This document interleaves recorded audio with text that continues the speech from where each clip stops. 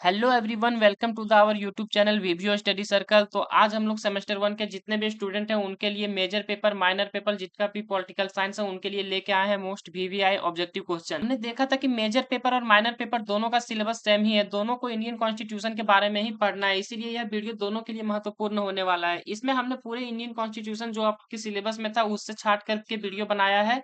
तो आप लोग बने रहिए वीडियो के अंत तक और वीडियो को जरा भी स्किप ना करें और देखते रहिए, हम आपके लिए ही यह मेहनत कर रहे हैं। तो आइए हम लोग शुरू करते हैं अपने क्वेश्चन की ओर।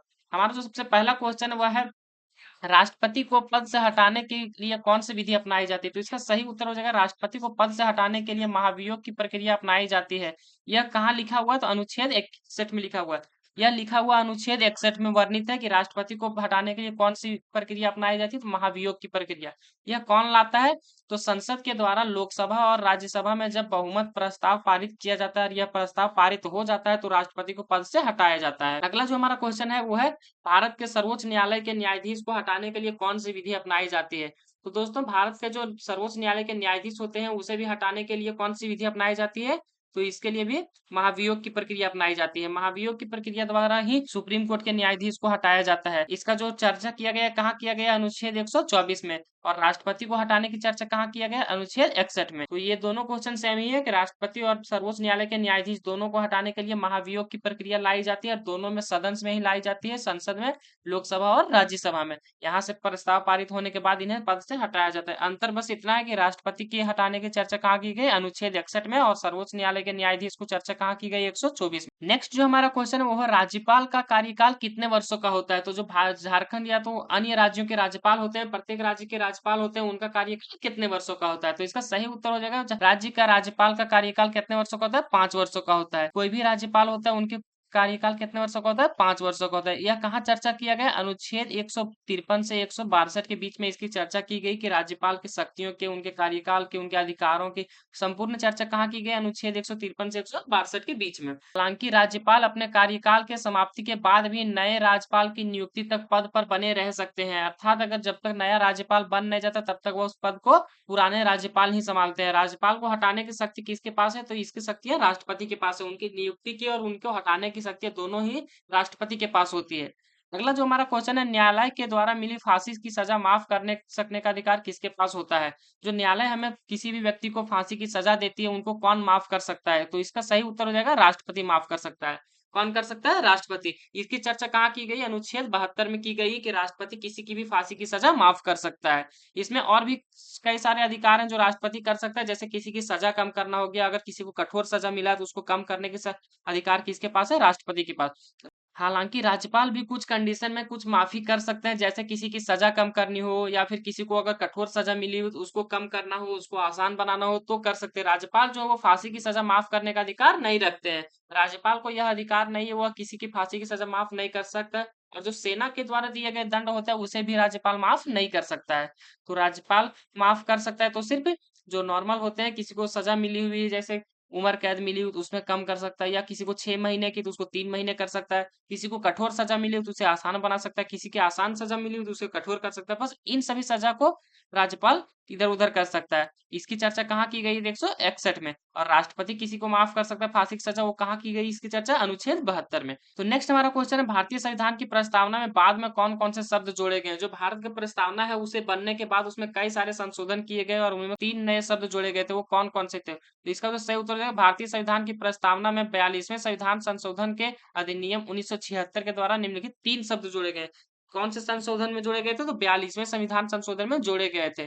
कौन कौन से वो 3 शब्द थे? पहला है समाजवादी, दूसरा है पंथनिरपेक्ष, तीसरा है अखंडता। ये 3 शब्द जोड़े गए हैं भारतीय प्रस्तावना में बाद में। ये जब प्रस्तावना बना था तब ये तीनों शब्द नहीं थे, इन्हें बाद में जोड़ा गया है। अगला जो क्वेश्चन है, हमारे राज्य के नीति निर्देशक तत्व संविधान के किस भाग में शामिल किए गए हैं? जो भारत के संविधान के राज्य के नीति निर्देशक तत्व हैं, ये संविधान के किस भाग में इसकी चर्चा की गई है? इसका सही उत्तर हो जाएगा दोस्तों कि भारतीय संविधान के भाग 4 में अनुच्छेद 36 से 51 के बीच में इसकी चर्चा की गई है और इसका संविधान का हिस्सा बनाया गया है। नेक्स्ट जो हमारा क्वेश्चन हो जाएगा, मौलिक कर्तव्यों में संशोधन के कौन सा प्रावधान जोड़ा गया है? जो मौलिक कर्तव्य लाए गए थे इसमें भी संशोधन हुए हैं, कई सारे संशोधन होते रहे। तो उसमें जो हमारा क्वेश्चन है कि मौलिक कर्तव्य में संशोधन कर कौन सा प्रावधान जोड़ा गया? इसका सही उत्तर हो जाएगा 86वें संविधान संशोधन अधिनियम 2002 द्वारा यह प्रावधान जोड़ा गया। और क्या जोड़ा गया कि माता पिता का कर्तव्य होगा कि वे अपने बच्चों को 6 वर्ष से 14 वर्ष तक के बच्चों को शिक्षा प्रदान करे।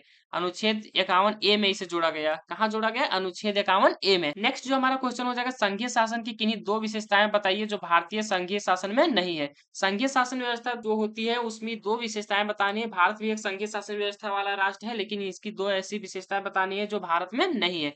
तो पहला हो जाएगा, राज्य की स्वतंत्रता संप्रभुता नहीं होती है।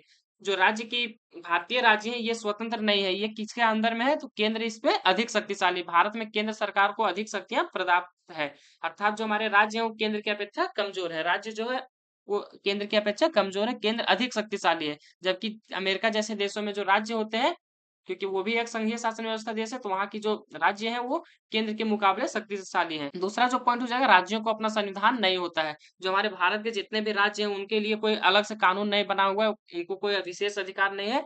कुछ कंडीशन में होते हैं कि जो उनको विशेष अधिकार दिए जाते हैं। अमेरिका के प्रत्येक राज्य का संविधान होता है, लेकिन भारत का नहीं है। जो अमेरिका के राज्य है वह एक संघीय शासन व्यवस्था वाला देश है, तो वहां पर भी जो राज्य है उनको अलग से कानून और उनके अलग से संविधान है, लेकिन भारतीय राज्यों के पास ऐसा कोई कानून नहीं है। नेक्स्ट जो हमारा क्वेश्चन है, भारत में राष्ट्रीय आपातकाल की प्रथम घोषणा किस वर्ष की गई थी? जो भारत देश हमारा है इसमें सबसे पहला राष्ट्रीय आपातकाल कब लगा था? इसका सही उत्तर हो जाएगा, भारत में प्रथम राष्ट्रीय आपातकाल 26 अक्टूबर 1962 को चीन के युद्ध के साथ जब युद्ध हो रहा था उसी कारण लगाया गया था। यह जो राष्ट्रीय आपातकाल है यह लगाने का अधिकार कहाँ है? तो अनुच्छेद 352 में इसकी चर्चा की गई कि जब देश पर कोई ऐसी संकट आए तो देश के शासक देश में राष्ट्रीय आपातकाल की घोषणा लगा सकते हैं। ठीक है, नेक्स्ट हमारा क्वेश्चन हो जाएगा, सर्वोच्च न्यायालय के मुख्य न्यायाधीश सहित कुल कितने न्यायाधीश होते हैं? जो भारत के सर्वोच्च न्यायालय है उसमें कुल कितने न्यायाधीश हैं? तो इसका सही उत्तर हो जाएगा 34 न्यायाधीश है। मूल रूप से 1950 में कितने थे? तो 8 न्यायाधीश थे। वर्तमान में कितने हैं? 34 है। 2019 में इसका संशोधन किया गया था, इसकी संख्या बढ़ाकर 34 की गई थी। नेक्स्ट हमारा क्वेश्चन हो जाएगा, अनुच्छेद 21 का उपबंध किससे है?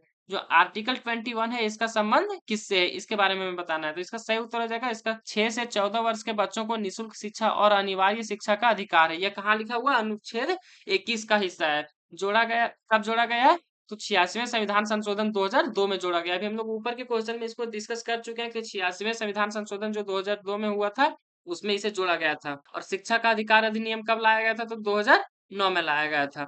नेक्स्ट हमारा क्वेश्चन है, राज्यसभा का कार्यकाल कितने साल का होता है? जो राज्यसभा होते हैं उसे उच्च सदन के नाम से भी जाना जाता है। इसकी जो कार्यकाल होती है कितने वर्षों का होता है? तो यह एक अस्थायी सदन होता है जो कभी भंग नहीं होता है। राज्यसभा जो है एक अस्थायी सदन है जो कभी भंग नहीं होता है, लेकिन जो इसके सदस्य होते हैं उनके कार्यकाल कितने वर्षों का होता है? तो 6 वर्षों का होता है। और जो प्रत्येक 2 वर्ष में इसके 1/3 सदस्य जो है वो सेवानिवृत्त हो जाते हैं, अर्थात 1/3 जो सदस्य हैं वो सेवानिवृत्त हो जाते हैं, हट जाते हैं और उनके जगह पर नए आते हैं। ठीक है, इसके कारण यह अस्थायी सदस्य है। नेक्स्ट क्वेश्चन है क्वेश्चन नंबर 14, भारत का सर्वोच्च नागरिक पुरस्कार क्या है? तो भारत का जो सर्वोच्च नागरिक पुरस्कार है वो क्या है? भारत रत्न है। भारत रत्न जो है भारत का सर्वोच्च नागरिक पुरस्कार है। इसकी शुरुआत कब की गई थी? 1954 में की गई थी। और कौन कौन से क्षेत्र में भारत रत्न दिया जाता है? तो पहला है कला के क्षेत्र में, दूसरा है साहित्य के क्षेत्र में, तीसरा है विज्ञान के क्षेत्र में, चौथा है सार्वजनिक सेवा आदि जो होते हैं उनके क्षेत्र में दिया जाता है। कौन देता है? तो ये देने का काम भारत के राष्ट्रपति करते हैं। ठीक है, लास्ट जो हमारा क्वेश्चन हो जाएगा क्वेश्चन नंबर 15, मौलिक अधिकारों की गिनती संविधान के किस भाग में की गई है? जो हमारे मौलिक अधिकार है, फंडामेंटल राइट, उनकी चर्चा संविधान के कौन से भाग में किस अनुच्छेद में की गई है? इसके बारे में पूछा है। इसका सही उत्तर क्या हो जाएगा? इसका सही उत्तर हो जाएगा, मौलिक अधिकार भारतीय संविधान के भाग 3 अनुच्छेद 12 से 35 में किया गया है। जो हमारे भारतीय संविधान है इसका चर्चा कहाँ की गई है? तो भाग 3 में अनुच्छेद 12 से 35 के बीच में किया गया है। मूल रूप से इसमें जो तो स्टार्टिंग में उसमें कितने थे? 7 मौलिक अधिकार थे, लेकिन 44वें संविधान संशोधन के बाद इसमें एक हटा दिया गया। क्या हटा दिया? संपत्ति के अधिकार को हटा दिया गया। वर्तमान में कितने मौलिक अधिकार हैं? तो 6 मौलिक अधिकार हैं। तो दोस्तों यहाँ पर हमारा टोटल क्वेश्चन कंप्लीट होता है। तो हमने टोटल 15 क्वेश्चन किए जो कि काफी इंपॉर्टेंट थे।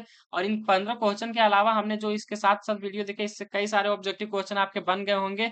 तो इसी तरह से अपने तैयारी को मजबूत बनाने के लिए हमारे साथ जुड़े रहिए और हमारे चैनल को सब्सक्राइब कीजिए। धन्यवाद।